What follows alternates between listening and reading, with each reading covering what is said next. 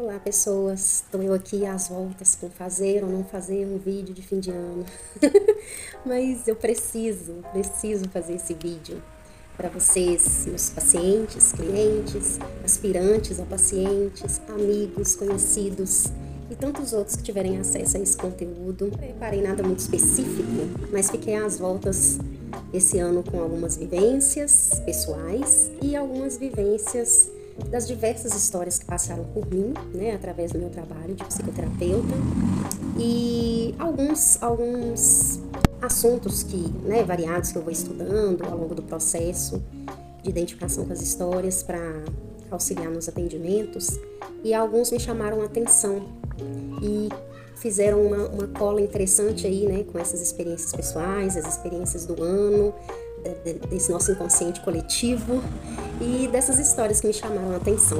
Então, eu fiz uma colinha aqui, fiz algumas anotações bem simples, mas que eu acho que são interessantes, né? E de repente pode repercutir aí para vocês nessa virada de ano, né? Nessa finalização de ciclo. Bom, 3 temáticas eu acho que eu posso pontuar, 3 assuntos que me chamaram a atenção e eu acho que eles se vinculam. O primeiro é a nítida dificuldade no processo de mudança. Nas diversas histórias e contextos que eu ouvi ao longo desse ano, no meu próprio desenvolvimento pessoal, como mudar é difícil, né, gente? Como se permitir a mudança é desafiador para todo mundo. Um assunto que me chamou a atenção ao longo dos meus estudos e que eu acho que faz muito sentido com essa nossa dificuldade com a mudança é a atualização de identidade. É um assunto importante para a gente pensar e de repente, quem sabe, não toca vocês nesse próximo ciclo que se inicia. E por fim, outra palavra que eu aprendi esse ano, na verdade, que me ressaltou os olhos também, é ressurgência. Então vamos ligar essa história toda. Realmente eu me deparei com muitas histórias onde há uma resistência muito significativa frente a mudanças, porque a mudança ela nos coloca diante do novo e o novo nos coloca diante do inseguro, daquilo que não temos certezas, das incertezas, né? O novo ele é esse chão que se abre e a gente tem que pisar, né? Sem saber ao certo o que vai acontecer. Mas se a gente não se dá essa oportunidade, nada acontece, de fato. E o que eu percebo é essa dificuldade enorme, né, de confiar no futuro, no novo, no mar aberto, naquilo que não se apresenta, né? Se apresenta uma oportunidade, mas dela pouco sabemos, né? Por mais que a gente tente se assegurar, prevenir, planejar, né? A vida, ela é esse mar aberto. E se a gente não se atrever a navegar, a gente fica rodando em círculos, né? Num barco sem direção. É importante ter direção, né? O espaço terapêutico, ele auxilia nesse processo, mas não há garantias. O que eu percebo também é que, além do novo ser assustador, por ser esse lugar inicialmente inseguro, incerto, tem algo que me chama muita atenção também, que não tem a ver necessariamente com esse mar aberto incerto. Tem a ver um pouco com o desconhecer a si mesmo, né? Não tem a ver só com o estar no mundo novo, tem a ver com ser novo no mundo novo, né? Para o existencialismo, nós não somos, nós estamos sendo, né? Nós estamos nos construindo a todo momento. Estamos em constante desenvolvimento, constante design, né? Nós somos novos seres a cada experiência. E lógico, essas experiências constroem uma bagagem, né? Que é o que a gente chama de essência, de persona, enfim. Mas ela não é rígida, ela se transforma, ela tem essa possibilidade de transformação. E o que eu percebo é que as pessoas se ancoram num medo muito intenso de desconhecerem a si mesmas, né? Então, para se lançar o novo, a gente tem que ter coragem de desfazer, de abrir mão de algumas partes nossas, alguns pedaços que que às vezes a gente se apega com tanto afinco, inclusive em relação a características que a gente nem gosta tanto, que a gente fica ali se queixando, né, em círculo ali, preso, nodado, né, naquela palavra, como se aquilo fosse uma âncora mesmo, um lugar de apoio, indesejado, mas ou um lugar de queixa muito intenso, mas ao mesmo tempo não se abre mão, não se permite se descobrir de novo. E nós estamos em constante mudança, aceitando ou não, as experiências novas surgem e nós vamos precisar nos remodelar diante delas. Seja isso uma escolha consciente ou inconsciente, né? Se você não fizer de forma consciente, assegurando a autenticidade, né, ser o dono da sua existência, outros vão fazer, vão acabar tomando partido dessa escolha, né? O não escolher é uma escolha nossa, né? A gente às vezes deixa na mão do destino, né? Deixa na mão da vida, deixa a vida me levar, né? Porque tá pesado, tá cansativo, né? Tá denso o processo. Então, se responsabilizar muitas das vezes é um ato de coragem, porque dá medo, né? Traz uma necessidade de posicionamento, traz uma implicação, né? A gente tem que se implicar na nossa vida, decidir, fazer escolhas. São palavras que eu percebi ao longo dos processos, né, de vários pacientes, muito difíceis de serem atravessadas. E acolho completamente essa dificuldade, porque ela é humana, ela nos coloca na linha de frente e nem sempre a gente está pronto, né, para assumir essa bagagem, né, assumir essa responsabilidade. Mas quanto antes a gente se haver com ela, dentro do seu tempo de amadurecimento, melhor a gente se localiza identificado com a vivência que a gente está tendo, com a experiência de vida que a gente está passando, né?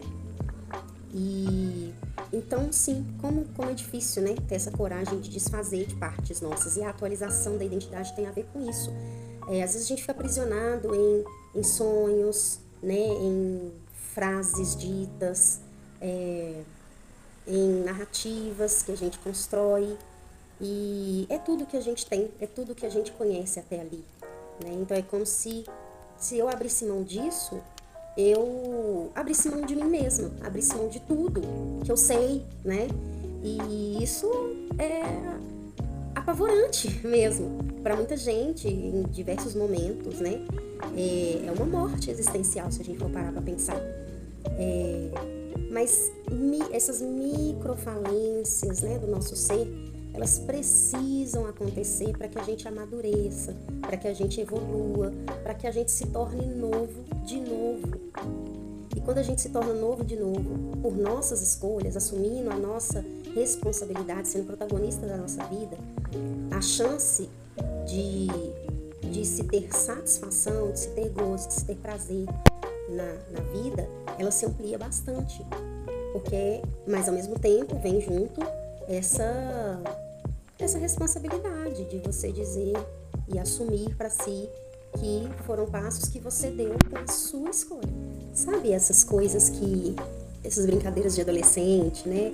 Ou na atualidade usa-se muito isso também, né? Só foi repaginado para um movimento coach, um movimento de tarefas, né? Mas essa ideia de você escrever uma carta para você mesma e para ler no final do ano ou para ler 10 anos depois, né? Essas atividades, elas têm um intuito da gente ter a possibilidade de nos lermos, né, com o olhar de fora, distanciado, daquela vivência, que é basicamente o que nós terapeutas fazemos. Só que essas atividades permitem que você mesmo faça isso com você, né, e crie esse distanciamento.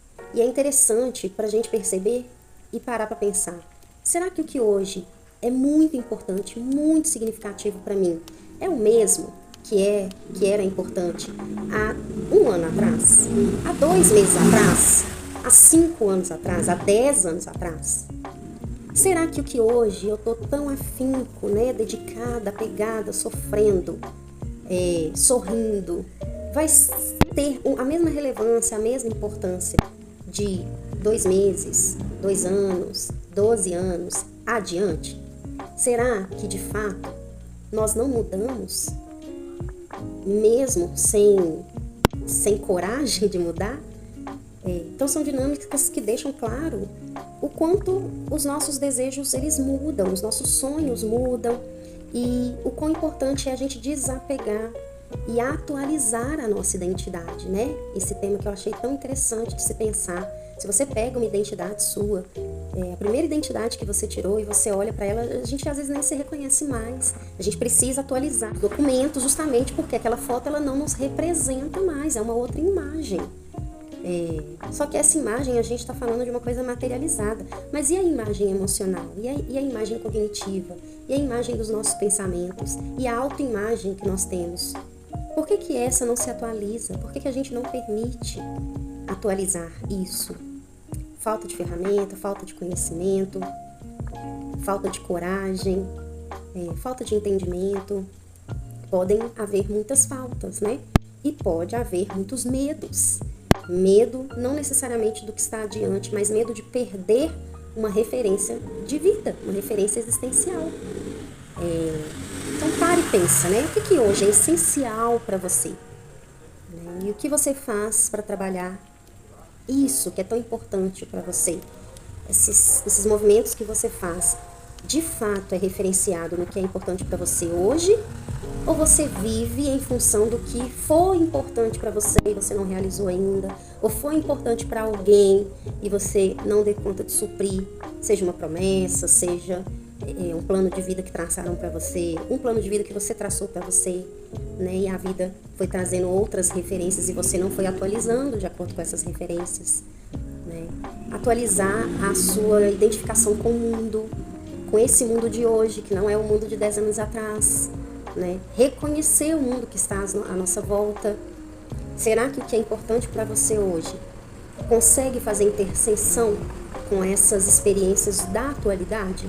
Será que você consegue traçar, identificar a sua identidade com o tempo que você vive hoje? Outro ponto importante a se pensar. O que você está carregando dentro de você e que não te serve mais? Por que se faz tanta questão de se carregar isso? Será que é esse medo que eu mencionei, né, de abandonar a única coisa que a gente tem, que é nosso entendimento sobre nós mesmos, ou sobre o que nos foi dado, né, as referências que nos foram trazidas? Será que é só isso que se tem? Será que não tem mais? Será que não se pode construir novas histórias, novas experiências e trazê-las como referências para outras pessoas? Ou como referência para si mesmo? O que é que a gente anda carregando de forma pesada mesmo, né? Densa. Densa justamente porque não serve mais, a gente só está entulhando. Já parou para pensar o que você está entulhando? Conseguiu desentulhar alguma coisa esse ano? Dentro da nossa experiência de relação terapêutica, ou você que não é meu paciente, né, é aspirante aí ao longo da sua vida, você consegue perceber se esse ano você deu conta de descarregar algo que não te servia mais? Não precisa ser objetos, pessoas, experiências, pensamentos, formas de agir, etiquetas, né? Será que você deu conta? E se não, tem algo que você tem em mente em que você possa dar conta nesse novo ciclo? O espaço psicoterapêutico, né, o atendimento psicológico, por mais que a gente traga que essa ideia de que psicólogo é pra gente doida, é um estereótipo equivocado, né, e que isso ficou pra trás. Eu percebo de pessoas chegando ainda com esse medo, ainda discriminando o espaço de loucura, é incontável. E o espaço psicoterapêutico, ele é muito além disso. Ele é muito além de um espaço de análise do adoecimento mental, né?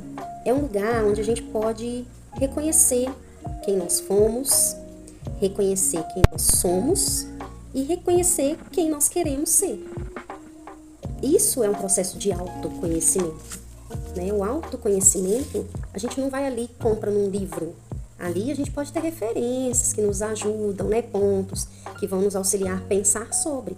Mas conhecer a si mesmo, autoconhecimento, é um processo contínuo. Porque se nós mudamos ao longo de uma experiência de vida, e a cada dia a vida nos lança experiências diferentes, por mais rotineira que seja a nossa vida, o processo de autoconhecimento é um processo eterno, até que você venha a sair dessa experiência de vida para qualquer outra, né? Mas até o presente momento não é um processo estanque, que você vai ali, compra pronto e leva para casa e resolveu a vida, por conta dessas evoluções que nós temos e vivemos ao longo da existência.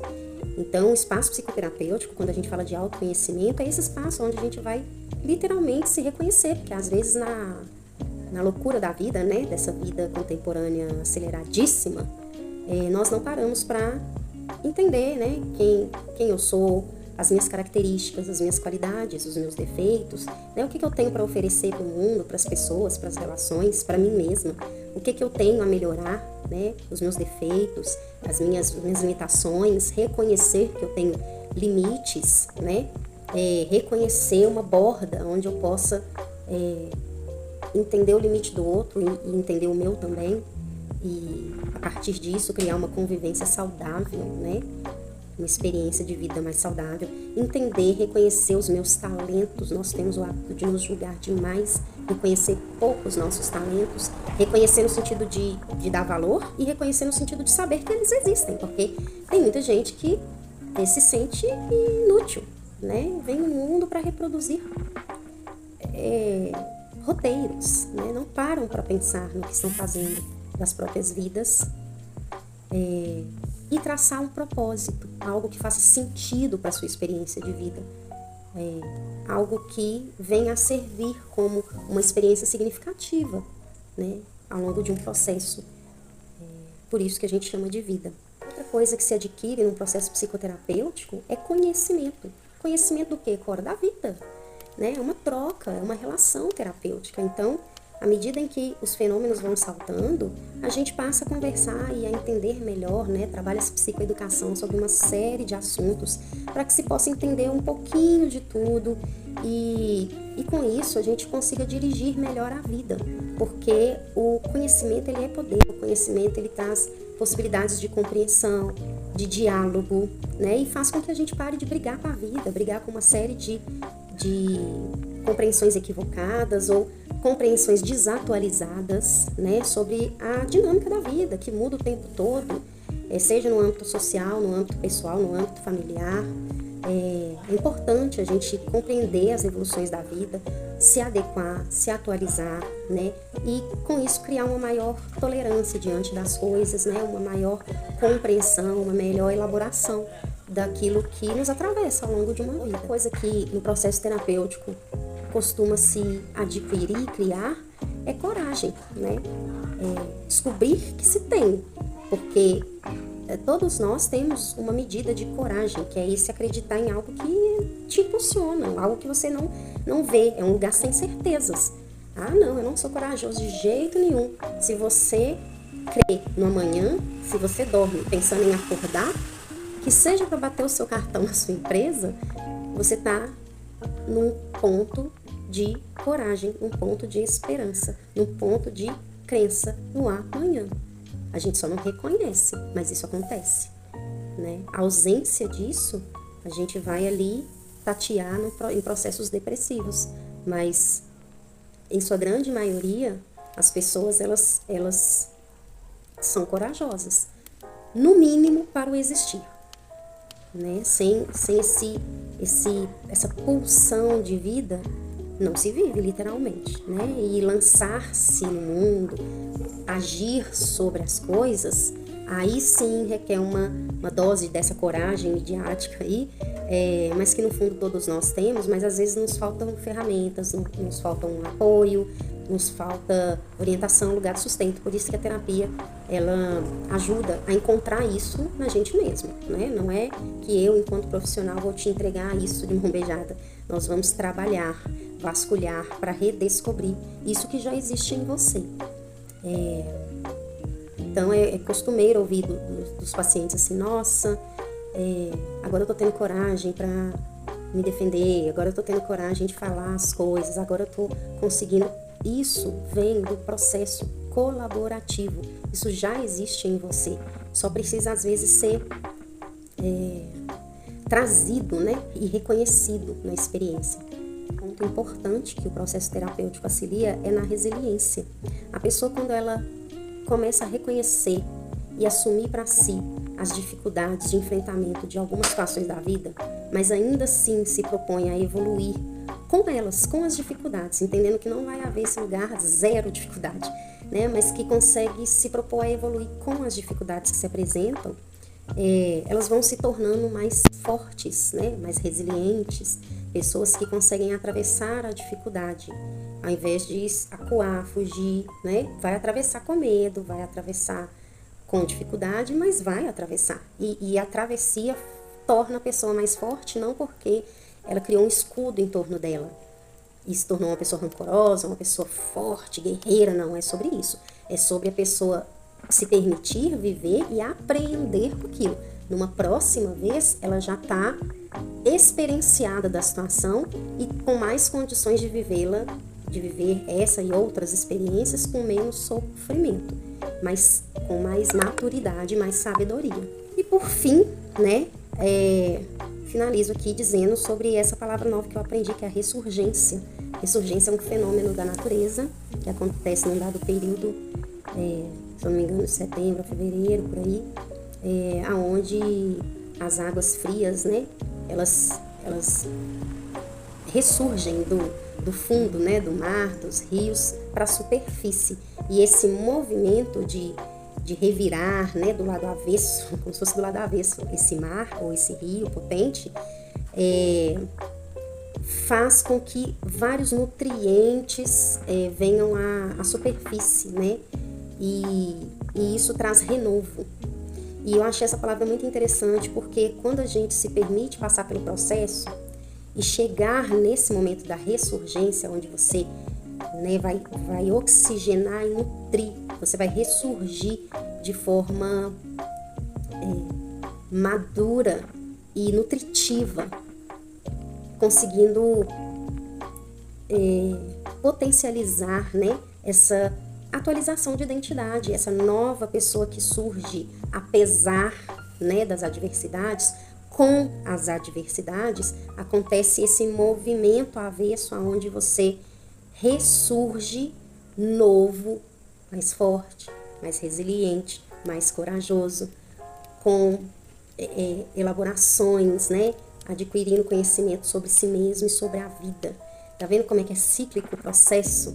E isso diante de vários eventos que vão surgindo na terapia, né? Várias situaçõezinhas da vida aí que a gente vai fazendo todo esse processo diante de cada pontinho, que não é fácil, mas é possível se a gente permitir que aconteça.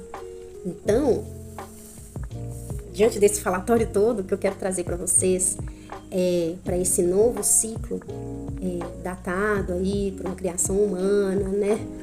Sobre o tempo, não importa, o que importa é a sensação, é a ambientação, né, que se cria em torno disso, para que a gente signifique dentro da gente e se oportunize viver novas experiências. Então, dentro dessa possibilidade de uma demarcação do novo, permita-se a mudança. Ela dói, né? A gente tem que abrir mão para dar espaço para o novo. A gente precisa fazer luto de certas partes que a gente se ancora com tanto afinco, para dar espaço para o novo, para renascer, para ressurgir, né?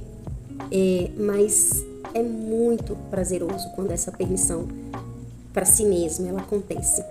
E junto com esse desejo, né? Eu acho que é um desejo que eu trago para vocês, que vocês consigam se permitir ressurgir, se permitir atualizar-se na sua identidade, se permitir reconhecer o mundo novo que se apresenta e se abrir para as novas possibilidades dentro dos seus limites, das suas margens e, se possível, com o apoio de alguém. seja um profissional da psicologia, seja um companheiro, uma companheira, seja uma família, seja você mesmo. E anuncio que em breve, diante de todas essas mudanças, eu também vou ressurgir. Estou com novos planos, novos projetos,